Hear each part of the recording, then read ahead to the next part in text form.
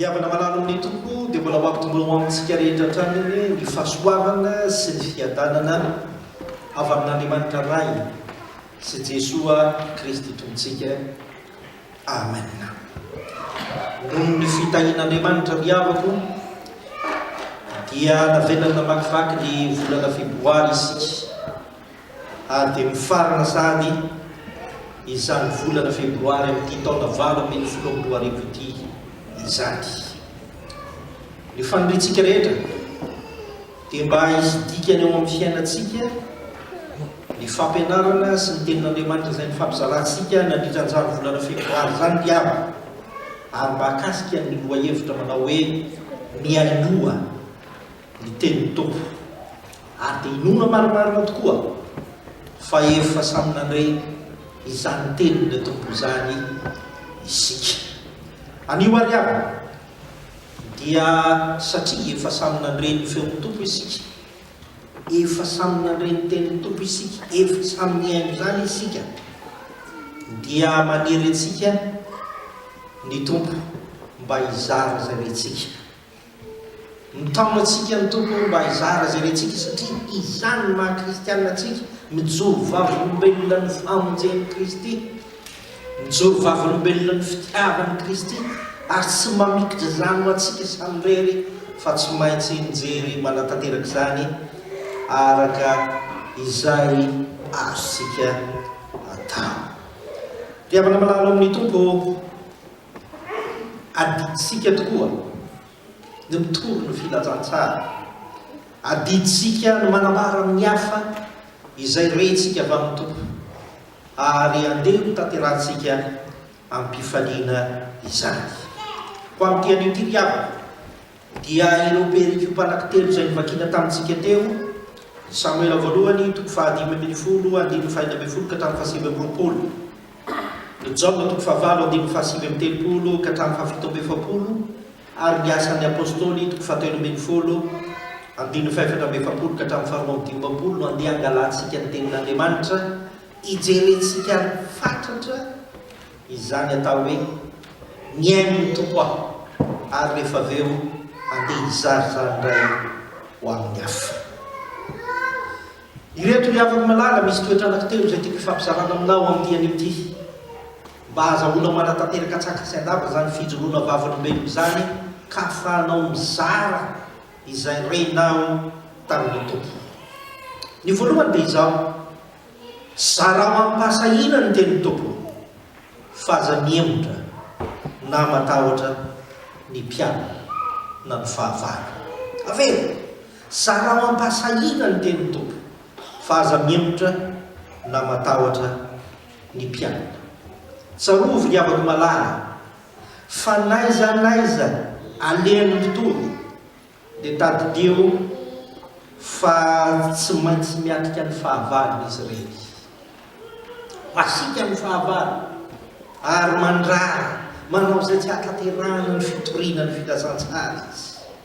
Jesosy Kristy ohatra dia hitantsika tsara raha nanaraka ny fiainona ny famakinan'ny Jaona 5 teo ianareo, dia mahita sy mahafantatra tsara fa Jesosy Kristy dia tena ny fofon'ny olona mihitsy ny aina, satria fahavalo ny fanapariahana ny filazantsara izany rehetrarehetra izany.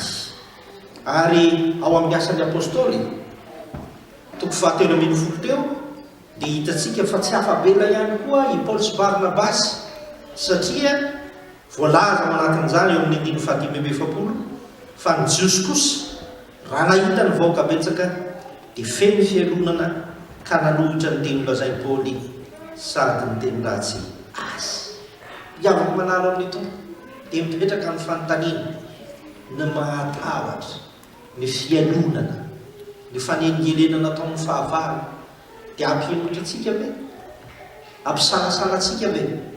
Dia hoy aho taminao iaho, zarao ampasahina ny tenin'ny tompo, fa aza miemotra na matahotra ny mpianana. Ny mahagaga mantsy miavaka eto amin'ity perikopy ity, na Jesosy Kristy tompo na i Paoly sy Barnabasy, dia tsy mba natahotra avokoa izy, ary tsy nampaninona azy zany na dia ny fofona ny aina, tsy nampaninona azy zany na dia niloana tsy hiala ao an-tanàna ntsony ary zay tsy fanao mihitsy tamin'izany fotoana zany kanefa nataon'ny olona ny amin'ny fitoriana ny filazantsara. Nampangahiny izy ireny fa miteniny ratsy, nolazaina fa devoan'ny demonia, nolazaina fa devoly sy ny sisa sy ny sisa, ary izany rehetrarehetra zany tsy nampiontsina an'izy ireo satria nizara ny mpasahina izay enony tamin'ny tompo izy ireo.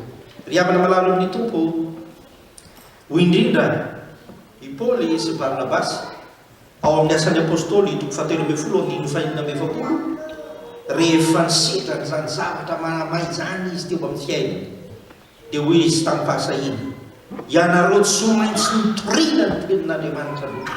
Zany hoe na inona zavatra miatra aminay, na inona fandrahonana, na inona fiampangana, izay efa nandre tamin'ny tompo, efa niain'ny tompo zay. Noho izany tsy maintsy mitory ny filazantsara izahay, ary tena sa izahay tao anatin'izany rehetrarehetra zany. Toy izany koa Jesosy Kristy tompo riavo, haitsika tsara ny nasetriny azy, ary izy ary tena sanamotsopotsotra amin'izany mihitsy. Ianareo tsy mino ahy, ianareo mitady fofony aiko ao amin'izao na toko 9 sy sisa rehetra zany. Kanefa ny zavatra lazay dia izao, ninona teneninareo dia tsy maintsy lazaiko ny marina, izaho tsy maintsy manambara ny marina dia ny sitrapon'Andriamanitra aminareo, na dia mikasa amono ahy aza ianareo. Iavana malalo amin'ny tompo, izao ny lesona tokony raisika tandremo fa maro ny fahavalo. Ka tsy hampianatra antsika izany rehefa nandre tamin'ny tompo isika, ary ny fijoroana vavolombelona ataontsika dia mialoha amin'ny fiainantsika, mandalo amin'ny ankohonantsika, miafara manodidina antsika, any amin'ny toeram-piasana rehetra any amin'ny toeram-pianarana, any amin'izay misy rehetra ahafahantsika mijoro amin'izany fitoriana ny filazantsara zany, dia endriky ny fijoroana vavolombelona avokoa izany rehetrarehetra izany. Dia tandremo aoka isika tsy handeha amin'ny hafanampo fotsiny, ka nizay rehefa misy nororo sy ny tahotra dia hiemotra ataovy sanatria izany rehetrarehetra zany. Fa ny zavatra ataontsika dia izao, na inona misy endriky ny fialonana afafiny jiosy sy ny fariseo sy ny namany rehetrarehetra tahaka izay nantsoan'ny Paoly sy Barnabasy ary Jesosy Kristy tompo, dia tadideo fa isika tsy maintsy mitory ny filazantsara, ary tsika tsy mba mitsoka ho amin'izany satria nandre tamin'ny tompo isika dia manatanteraka izany hatramin'ny farany. Tandremo riavana fa matetika ho an'ny mpitondro ny filazantsara dia nitahotra ny lasa loha, kanefa tadideo amin'ny fiainana fa rehefa nandre ny tompo ianao dia tsy arovy fa ny filazantsara no mandeha aloha, ary resy ho azy ny tahotra. Aka ohatra anankiray aty fampizarako amintsika, ohatra anankiray tsotra, misy olona mafana fo ery, noho nizay ka tenena hoe andeha hitoro ny filazantsara ato amin'ny faritra anany, dia ao ny mampiorooro sy ny mampatahotra, tandremo fa misy dahalo ao, tandremo fa misy jolay ao, tandremo fa misy olona manao amin'ny manompo sampy sy sisa ao, mahay manova ny olona ho lasa biby sy ny karazany. Miemotra ny mpitoro ny filazantsara, mba tsy ho zany any isika fa vavolombelon'i Jesosy Kristy, ka nahaka an'i Jesosy Kristy sy ry Paoly sy ry Barnabasy, ka izara ny mpasahina ny tenin'ny tompo ary tsy hiemotra manoloana ny fialonana na atahotra akory. Izay no lesona voalohany havako. Fa ny lesona faharoa dia izao, ankoatran'ilay hoe tsy niemotra isika manoloana ny fahavalo na matahotra manoloana ny fahavalo, dia izao, zara ao am-pahamarinana ny tenin'ny tompo, fa aza mbamboarina amin'izay itiavana ho azy. Rehefa mpitoro ny filazantsara ianao dia mazara ao amin'ny fahamarinana izay manaraka an'Andriamanitra ny filazantsara izay enonao taminy, fa tsy misy hoe ambamboarina araka izay itiavana ho azy. Zavatra anankiray mahazo mpitoro ny filazantsara zany dia ambamboarina eo ny tenin'ny tompo, ary izay reny dia amin'izay itiavany azy no anatanteraka, tsy ninona akory, tsy ny andrenesany reny ny tenin'ny tompo, fa ny ahatonga ny olona izay mandre azy kosa mba hanaraka azy. Mba tsy ho zany any isika tiavako, Isao loatsy raha mijery tsara amin'ny Samuela voalohany toko fahadimy ambin'ny folo sika. Isaoly dia nomeny Samuela tsiny fa mba nandray ny teny Jehova ihany izy, saingy rehefa tanteraka izay rehetra nataony ka nandresy izy tamin'ny ady izay nataony, dia mazava tsara fa nozarainy ny baba nataony izay iarovana ny sezany mba tsy pitikitian'ny olona. Ka hoy Samuela, nahoana ianao tsy mihaino ny feon'i Jehova ka nanao ratsy eo mason'i Jehova Andriamanitra. Dia hitantsika fa any manimaniny ary havana rehefa malaky ny Samuela toko fahadimy ambin'ny folo io dia misy an'izao: ka natahotra ny oloko aho ny vahoako, dia naleoko ny vahoako ihany no nanoko. Ry havana malalo amin'ny tompo, aoko fantatsika tsara fa tsy azo amboamboarina arak'izay neritreretantsika azy akory izany tenin'Andriamanitra izany. Andeha ho raisika indray ny ao amin'izao no toko fahavalo ry havana. Taddio tsara ry havana fa Jesosy Kristy efa nafantatra tsara ary ny tenany fa ny fariseho sy ny namany sy ny lehibe rehetra ao an-tanàna izay manana ny fahefana rehetra dia efa te hamono azy, hahafaty azy. Ka rehefa nifanendra tamin'i Jesosy reo dia hoy ny Jesosy Kristy ao amin'ny andininy fahefapolo amin'ny jaona toko fahavalo, fa ankehitriny ianareo mitady hamono ahy, izay lehilahy nilaza ny marina taminareo dia izay efa reo tamin'Andriamanitra tsy mba nanao izany Abrahama.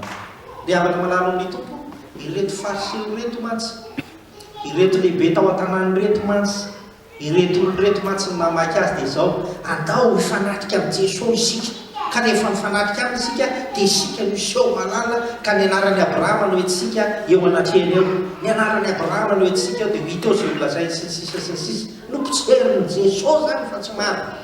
Ianareo tsy mba nanao an'izany Abrahama, tsy mba nanao izay ohatrany nataonareo fa mitady tombotsoa hanamarinana no entina mamono ahy ianareo, mahatonga anareo hanao toy izany. Ry havana malalo ny tompo, averiko ny amandeha zara mampahamarinana ny tenin'ny tompo fa aza amboamboarina amin'izay itiavanao azy. Ny andro ny ilazako izany ry havana dia izao: mbola misy hatramin'izay ankehitriny izao no miezaka mitolo ny filazantsara fa tsy mba milaza ny marina izay reny tamin'ny tompo, fa manambomboatra izany arak'izay itiavany azy sy mampetipety azy. Mialatsiny raha hitranga reto tantara aminareo reto tranga vitsivitsy reto ry havana, tsy fanomezantsiny ara miteny an'izany, tsy hanometsiny ara nisy nanao an'izany, fa mino afa mbe fahanitsy kosa ao anatin'izany rehetrarehetra izany. Ry havana malalo amin'ny tompo, firifiry moa no milaza fa hoe mitory ny filazantsara, fa ahodiny izany fitoriana ny filazantsara izany, ka tsy ny tenin'Andriamanitra no toriany fa ny tombontsoa ny tenany. Maro zany le tanindrazantsika any, tena maro zany ry havana, ary tena misy zany mody malefa mpiteny izy, mody mamilaza izy fa avy amin'Andriamanitra sy ny sisa, fa rehefa babony ianao dia vira virainy sy zarainy, tsy misy miangana izay anananao.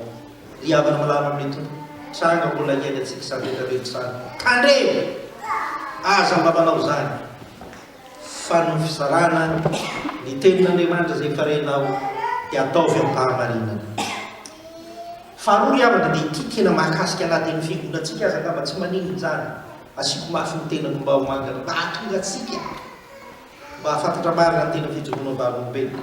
Firifiry ny sampana sy fikamana ny fiangonana milaza fa hanao tafika masina, tsy mba mandeha tsy any amin'ny toerana misy moron-dranomasina. Ary misy olona raha voalazaina ohatra haka ohatra anankiray fotsiny afa tsy manino izany, aiza nareo nanao tafika masina? Any folo-paty. Le mpitoro filazantsara tsy miteny hoe aiza amin'ny baiboly hoe tokoany fa inona no atao amin'ny voalohany, aiza amin'ny maillot de bain, satria andeha many folo-paty. Izany ny endriky ny fanamboamboarana ny fizarana ny filazantsara amin'izay mahamety azy. Ry havako malalo amin'ny tompo, fitsangatsanganana no mamaky anay ka mody ahodina amin'ny atao hoe tafika masina. Ry havana malala ibebao amin'Andriamanitra fa fotoanany karemy sao raha sendra nanao izany ianao, naizanaiza misy ianao, dia ibebao amin'Andriamanitra fa amin'iny ny famolapo ianao. Ha manaraka kosa dia meteza mba hijoro, meteza mba ilaza sy anambara ny sitrak'Andriamanitra amin'ny mpahamarinana. Izao no voalaza amin'ny Samoela voalohany 1:5-20. Ianao efa nandany teny Jehova, ary Jehova kosa efa nandany. Tadio tsara fa rehefa tsy mizara ny tenin'Andriamanitra amin'ny mpahamarinana isika, dia endriky ny fandavana amin'ny Jehova Andriamanitra zany, ary Jehova Andriamanitra andahtsika tahaka ny nanjoany Saoly, izay tsy sitraky Jehova Andriamanitra kanefa tsy maintsy nataony, satria ny tombotsoany izao tontolo izao ny katsahan'Andriamanitra fa tsy ny tombotsoany tokana araka izany. Izay mitoriny filazantsara miavaka dia saroa fa mendrika azo ny valinasa, ary aza manafa efa nomeny ny tompo antsika zany. Rehefa maheno amin'ny tompo anao dia efa nomeny ny tompo anao ny valinasanao rehefa mizary zany ho an'ny hafa ianao. Azan'izay valy mahabenao omeny ny tompo na ny valy mavaka sy ny fahasoavana izay omeny ny tompo no ataonao, fa rehefa mitoriny filazantsara ianao ampo anao dia fizarana ny filazantsara izay farenao, ka iza lasanao zany amin'ny mpahamarinana fa ho hitan'ny tompo sy akasitra ny tompo ianao. Roa ny hitantsika izay diao, efa nandray ny tenin'ny tompo ianao dia zarao ampasahina ny tenin'ny tompo, ary aza memotra na matahotra ny mpianatra sy ny fahavara. No faharoa dia isika, rehefa nihaino ny tenin'ny tompo ianao dia zarao ampahamarinana ny tenin'ny tompo, fa aza mboamboarina amin'izay itiavanao azy. Fa ny fahatelo farany diavaka dia izao, araka reto perika ampatsika reto, rehefa nihaino ny tenin'ny tompo ianao dia zarao ampitiavana ny teniny, fa aza matikena maso. Zarao ampitiavana ny teniny, fa aza matikena maso. Ao amin'ny Samoela ohatra miavaka dia nisotro Saoly eo amin'ny 5:20, ka hoy izy namaran'izany, fa natahotra ny vahoakako ao ka nirajo niaino ny feony. Izany hoe voatery nanao kilatrano Saoly, ary zany mety teo Samoela, zany mba niaino ihany, fa natahotra an'ireo azo dia kitikitian'ireo nitoeraka, kanefa nefa rany dia nikitian'i Jehova Andriamanitra avetrana izany toerana izany. Ry havana malalo amin'ny tompo, Jaona ihany koa dia milaza an'izany eto, fa tsy te ino ny tenin'ny Jesoa ny olona, dia nisikombakomba ny lehibe tao an-tanàna, ny fariseo sy ny jiosy sasatsasany, ary dia niezaka mandrakariva ny anao izay angenana ny Jesosy Kristy tompo.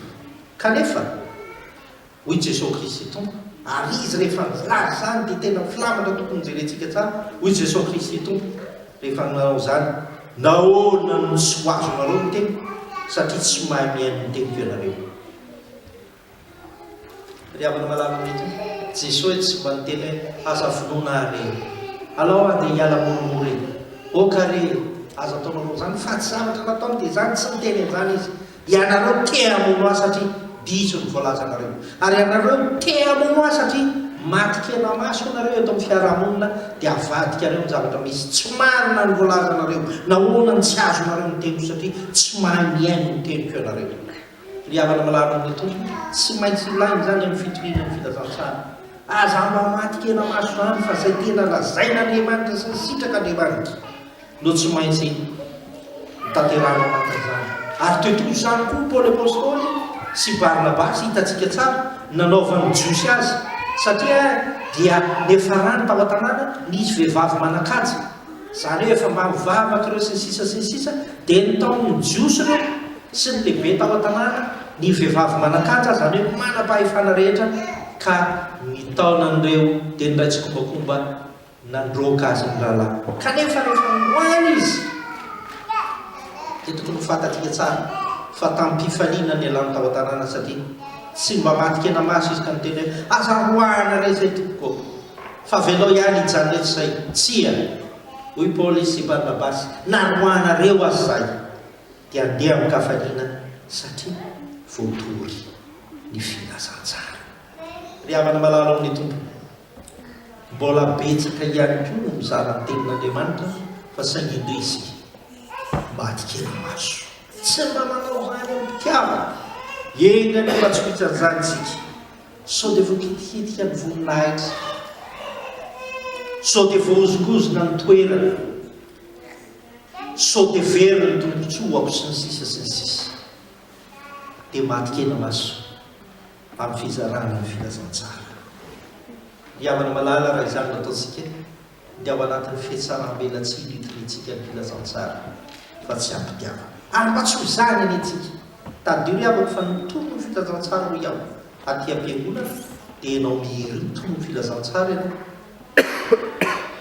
ianao mamaky soratra masina mitono ny filazantsara ianao mitendry io ianao manao ny asany dekona sy sika rehetra mitono ny filazantsara sika ary efa endriky ny fitoriana ny filazantsara ho ataontsika izao noho izany aoka fantatsika tsara fa ataovy am-pitiavana zany fa aza mba matikena maso hoe araka izany raha isika izao ny avako no nandeha ty am-piangonana amin'ny timboratsy fotoana ity dia aoka ho fantatra ao fa tena tokony nandeha zany am-pifaniany sika fa tsisy ilay tena tsy maintsy andeha any am-piangonana ny ray meraka fa latsaka ny lanezina efa ty sy ny sisa ry avako malala endriky ny matikena maso ny fitoriana mba tsy ho zany sika fa ny fifalitsika dia zao mijoro sika amin'ny fotoana rehetra izay ahafahantsika manatanteraka izany fotoana ny karemy zao iao